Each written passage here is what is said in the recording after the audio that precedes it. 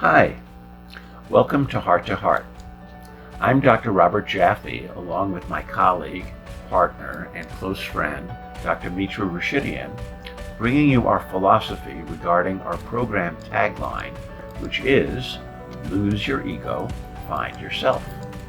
You're probably asking yourself, how can you lose your ego? How can you find yourself? Perhaps even asking yourself, why is this important to know? And why should you watch this video for the next 10 minutes? What's in it for you? And yet, your curiosity brought you here. In the next few minutes, we will answer these questions, plus demonstrate how this topic affects every part of your life. To start with, let's just meet with Julie and Sam, an upwardly mobile couple, and see how ego has shaped their relationships. Julie and Sam were doing very well, at least according to their friends and family. They were both in their mid-30s and both had great careers. Julie was a manager at a successful software company, and Sam was an aerospace engineer, and both of them made over 6 figures. They were a bright, attractive, and reasonable couple. They came into couples counseling complaining of a lack of intimacy, were fighting, and they weren't having sex. Both of them had come from families that didn't discuss feelings, and neither one of them had been complimented or told anything about their positive qualities. In fact, quite the opposite was true. Julie was always being compared negatively to her older sister and brother, plus cousins, and was given the message, why can't you be more like Sally? And Sam was always expected to get A's in school, and when he came home with all A's and 1 B in math, he was told, I'm sure that you will do better next time. These messages and other messages left Julie and Sam at a loss as to how to communicate with each other in a positive manner, and criticism and name-calling was common. They each blamed each other for not living up to their own expectations, and it was no wonder why they had stopped having sex. Their focus was on the negative about each other, and whatever we focus on always grows. They were in competition with each other and always wanted to be right, which is one of the many characteristics of ego. The reason that we've coined the phrase, lose your ego, is a bit of a contradiction. We don't actually believe that you can, or even should, eliminate the ego, since our ego's purpose is physical survival, and we all realize how important that is. We do believe that by reducing the ego's place in our lives, we can become much happier, more loving, and fulfilled. The phrase, lose your ego, find yourself, means clarifying within yourself the things that come from ego-based value and separating them from the things within ourselves that are spirit-based values. When we are consumed by ego, we feel and believe to some extent that the following statements are true. Here are what are some of the ego-based beliefs. I am what I own. This includes anything of monetary value, such as pieces of art, homes, property, jewelry, clothing, and of course, money itself. When I lose any of this, I have lost a part of myself. I am what I do. This means that I can label myself a carpenter, an accountant, a lawyer, a doctor, a mother, a student, a therapist, etc. If I stop being one of these roles, I'm no longer me. I am what other people think of me, which means also my reputation. If other people like me, respect me, look up to me, value me, this becomes my identity. The other side of this, of course, is equally true. If people dislike me, are critical of me, hate me, scorn me, this too is who I am. I am in competition with others, especially with those who are in the same occupation or financial status as I am. There are a limited amount of goods, services, or money and I need to get my share before it is all gone. If other people achieve more notoriety and more possessions, it diminishes me. If there is a God, I am separate from him, her, or it. If there isn't a God, then I worship expediency, meaning that anything I do is okay as long as it serves my own ends. The end justifies the means. I can rationalize my behavior because it serves me. When we live in the Spirit, we recognize that the deeper truth is that none of the above are accurate. The ego, which is concerned with physical survival, does not believe in the existence of the Spirit. The ego says, love? Not important, and you can get the same feeling by simply eating a large amount of chocolate.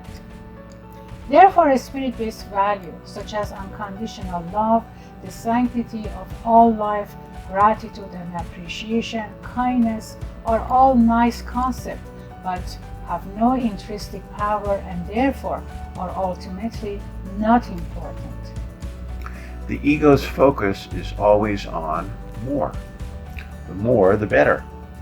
As a result, when we do achieve the ego's goals, for example, gain more money and possessions, raise our status in the workplace, or gain more approval from others, the satisfaction we experience is short-lived.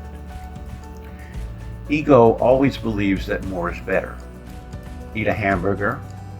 A McDonald's double Whopper with extra cheese is much better. We feel good for a brief moment, but then to satisfy the ego, we need to get more. This is why so many people who have accomplished so much status and money in the world need more and more, and eventually their hunger for more creates disgust and dissatisfaction within them. They can also then become depressed, negative, jaded, and even suicidal. It is not wrong to focus on the ego. However, if we focus exclusively on things of the ego, we start to drift away from who we really are as a spiritual being. Using mindfulness to check in with ourselves frequently keeps us connected with our loving, authentic true self, which is essential for life satisfaction and positive relationships with others. So let's go back to Julie and Sam.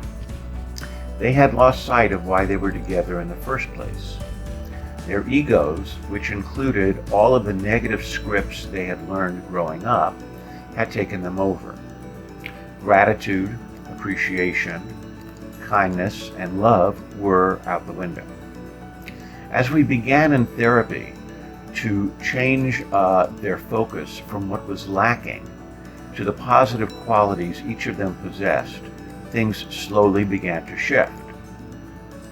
When each of them could identify things about themselves and each other that they liked, respected, and appreciated, and then verbalized them, their communication and connection became more positive. Changing our focus from being critical is the move away from ego, which is fear-based and negative, to being appreciative into a spirit which is love-based and positive. Although this seems like a simple idea, most of us, due to our early conditioning, find it difficult to do so. When we are finally able to make this change, it ultimately is the most powerful shift an individual or couple can make. If we have children and we focus on the things that we love and appreciate about them, we break the cycle of negativity and being the change the world, starting with our own small family. To summarize, our egos are always interested in protecting ourselves from anything bad happening to us. This means that the focus of the ego is on fear and loss. Simply put, when this is our primary focus, we don't experience happiness and joy.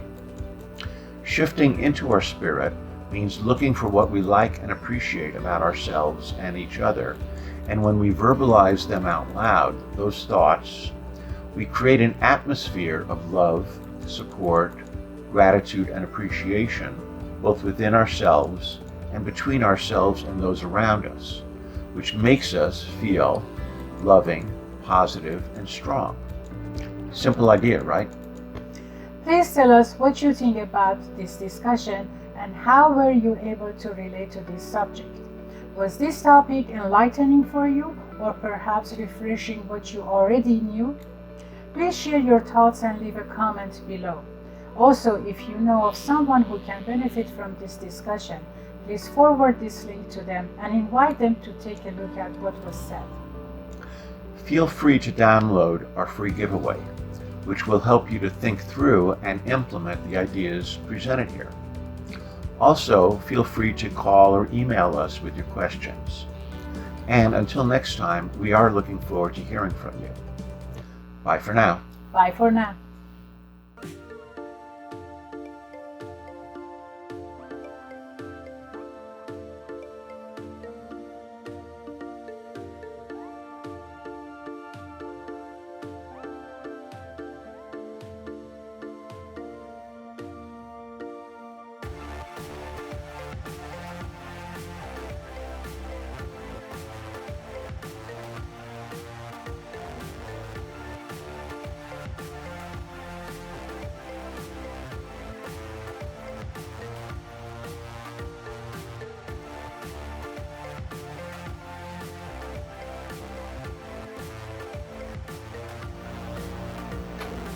Hi, welcome to Heart to Heart.